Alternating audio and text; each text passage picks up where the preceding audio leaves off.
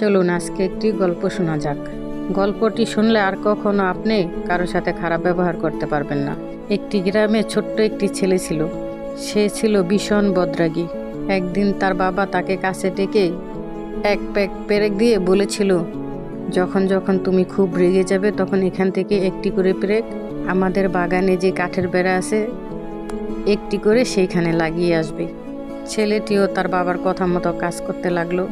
যখন যখন সে রেগে যাচ্ছিল তখন এই কাঠের বেড়াতে একটি করে পেরেক লাগিয়ে আসছিল। এইভাবে দেখা গেল একদিনে সে 37টি পেরেক কাঠের বেড়ার ভিতরে লাগিয়েছিল। এইভাবে দিন যেতে লাগলো। একটি সময় ছেলেটির মনে হলো কাঠের বেড়ায় পেরেক লাগানোর চেয়ে রাগ নিয়ন্ত্রণ করা আরও সহজ। তাই ধীরে ধীরে সে রাগ নিয়ন্ত্রণ করা শুরু করলো। এইভাবেই তার পেরেক লাগানোর সংখ্যা আস্তে আস্তে কমতে লাগলো।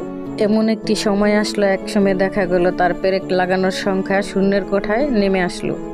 তখন সে তার বাবাকে গিয়ে বলল ঘটনাটি। বাবা শুনে খুশি হলেন। এইবার বললেন, এখন তুমি যখন যখন তোমার রাগ নিয়ন্ত্রণ করতে পারবে সেই সময় গিয়ে কাঠের বেড়াতে একটি করে পেরেক খুলে নিয়ে আসবে। সেও তাই করতে লাগলো। একটি সময় সে কাঠের বেড়ায় যতগুলো পেরেক ছিল সবগুলো পেরেক খুলে নিয়ে আসলো। সে তার বাবার কাছে বলল, খুব খুশি হয়ে বলল। সে ভাবলো এবার আমার বাবা নিশ্চয়ই আরো বেশি খুশি হবেন। এইবার তার বাবা এমন একটি কথা বললেন যা শিখতে পারবেন আপনিও। তখন সে বুদ্ধিমান বাবা বললেন, দেখো তো যেখানে যেখানে তুমি পেরেক লাগিয়েছো এবং খুলে সেই জায়গার ক্ষত দাগগুলো কি চলে গিয়েছে, নাকি কোনোভাবে সেই ক্ষত দাগগুলো তুমি মুছে ফেলতে পারবে? ছেলেটি তো অবাক হয়ে বলল, না বাবা, যেখানে আমি পেরেক লাগিয়েছি সেই দাগ তো কোনোভাবে আর মোছা যাবে না।